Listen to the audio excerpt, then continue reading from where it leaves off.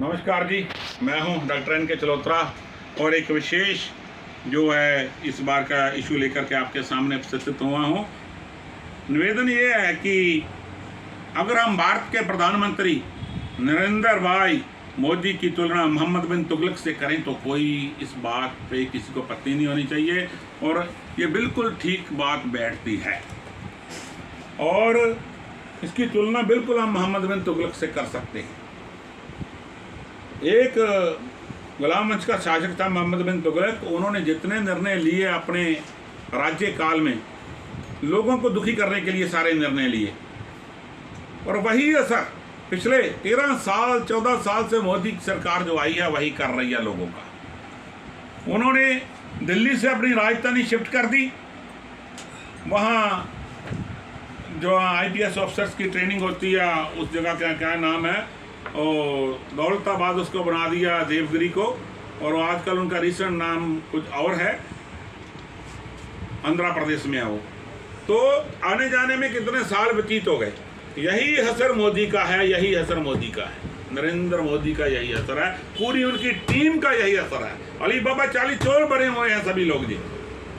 सबसे पहले इन्होंने कार्यकाल में आकर के डिमोनेटाइजेशन कर दी, नोटबंदी कर दी। किसी को 1% भी नोटबंदी का कोई नुकसान हुआ, कोई फायदा हुआ? कुछ नहीं हुआ। देश पे आर्थिक बहुत बढ़ गया, लोगों का लाइनों में लग लग के मुंह निकल गया, पेशाब निकल गया। 2000 से ज़्यादा किसी को पैसा नहीं मिलता था, रुपया नहीं मिलता था, आहत हो गए, बहुत बुरा हाल हो गया, जीना दुश्वार हो गया। ATM की लाइनों में लग के ATM की मशीन हैंग होनी शुरू हो गई, पैसे निकालने बंद हो गए लोगों के, लोग इतनी मुश्किल में भी थे। फिर उसके बाद इन्होंने GST लगा दिया। कोई ऐसी वस्तु नहीं जिस पर GST नहीं लगा दिया। अरे यार, इतना GST लगा करके भी देश फिर पिछड़ा, देश की फिर आर्थिक स्थिति कमजोर है। उसके उपरांत क्या किया? उसके उपरांत GST लगाने के बाद चलो कोरोना आ गया, कोरोना का भी एक रूप बना गया, बड़ा विकराल रूप बना करके उसको पेश किया गया, लोगों का जीना दुश्वार कर दिया, सभी लोगों को घरों में कैद कर दिया। वो भी लोग इस इतने बुरे हालात में बिगड़े, लोगों के इकोनॉमिकली ग्राफ इतना गिर गया, काम काज खत्म हो गए, कई लोग तबाह हो गए। उस मैटर में कोई सरकार ने किसी की सुध नहीं, सिर्फ बातों में ही पैकेज दिए, कुछ सुध नहीं ले सकी किसी की सरकार। बड़ी शर्मनाक बात रही। हाँ, उसके बाद क्या हुआ जी? सब कुछ प्राइवेटाइज कर दिया। उसके मगर 2 लक्ष्य हैं प्राइवेटाइज करने के, मैं उस पर खुल के बोलना नहीं चाहता, अभी मैं बोलूँगा जब वक्त आएगा। एक तो ये है, प्राइवेटाइज करने में कमीशन बढ़ती है सरकार के मंत्रियों की।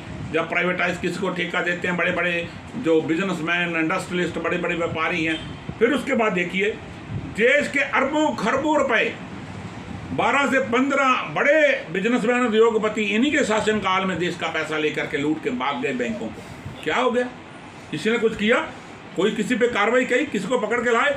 15 लाख रुपया प्रति व्यक्ति हर एक आदमी के अकाउंट में आएगा ब्लैक मनी। ये कहा था इन्होंने स्विट्जरलैंड से, अमित शाह ने, मोदी ने सरकार बनाने से पहले। लोग पता नहीं कितने मूर्ख हैं, इनको क्यों बार बार चांस दे रहे हैं। 15 लाख तो छोड़िए जनाब, किसी के अकाउंट में 1500 रुपये तक नहीं आया। किसानों की फैसिलिटियों की बात की, कोई बात नहीं मिली। मजदूर की बात करते हैं तो उनको कोई सुविधा नहीं है।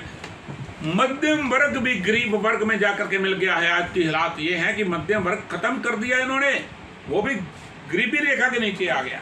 और उच्च वर्ग की 56-57 परिवार हैं इनके कहते, जो सरकार चला रहे हैं, जिनके कारण सरकार चल रही है, वही जो पॉलिसियां चाहते हैं बनवा लेते हैं। बड़ी लज्जाजनक बात है यार। अब प्रधानमंत्री मोदी ये कहते थे कि जिस देश का करेंसी गिरता है, रुपया गिरता है, उस देश का प्रधानमंत्री गिरा होता है। बताइए मोदी जी, सबसे ज्यादा रुपया आपके राज्य में गिरा है। आप कितने गिरे हो? आपकी टीम कितनी गिरी हुई है? आप बताइए। किसी का कोई काम नहीं करते ये लोग, अपने खेतों का काम और अपनी जेबें भरने का काम कर रहे हो आप।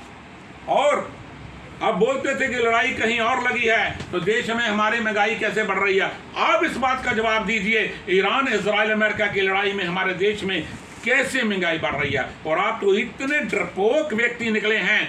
वहां पर जो ट्रंप है आपको संचालित कर रहा है। ट्रंप कहता है कि नरेंद्र मोदी, रूस से तुमने तेल नहीं खरीदना, हमसे महंगा तेल खरीदो। तुमने कहा ठीक है, सत्यवचन। एब्स्टेन फाइल का चक्कर है भाई।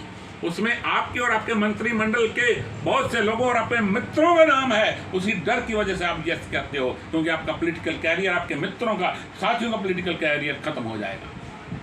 आपने किया क्या है बताइए, जनता को जवाब दीजिए। आपने कहा था हर साल मैं अपनी रिपोर्ट कार्ड पेश करूंगा आपको लोगों के सामने। कितने रिपोर्ट कार्ड आपने पेश किए बताइए? कोई रिपोर्ट कार्ड पेश किया आज तक?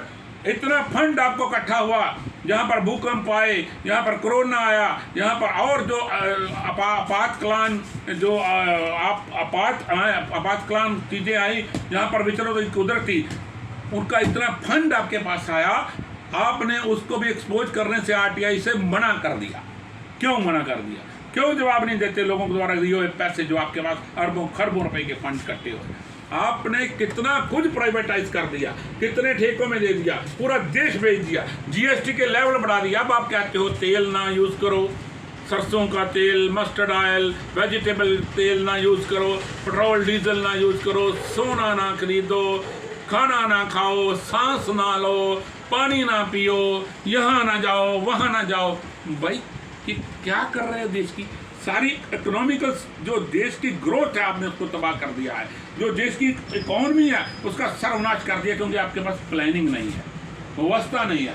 आपने हमारे देश का सर्वनाश कर दिया है इकोनॉमिकल तरीके से, क्योंकि आप अनपढ़ हैं, आपके पास दूरअंदेशी नहीं है। इतने प्रधानमंत्री देश में आए, कभी ऐसी बुरी स्थिति नहीं आई जो आपने पैदा कर दी है। और मोदी जी अभी तो जो आपके अंधभक्त हैं, वो जो पागलपन के नशे में ये कहते हैं मोदी मोदी मोदी मोदी मोदी, जब समय निकल जाएगा ना, जब उनके हालात बद से बदतर हो जाएंगे, तब वो छाती पीट के रहेंगे, हाय मोदी हाय मोदी हाय मोदी, क्यों आपका सपोर्ट किया था। ये हसर होने वाला है भारतीय जनता पार्टी का। 2 से शुरू हुए थे, 0 के यहाँ पे सिमट जाएंगे। और मैं इस वक्त ये बात कहता हूं कि लोगों को कांग्रेस पार्टी ऑफ इंडिया की सपोर्ट करनी चाहिए।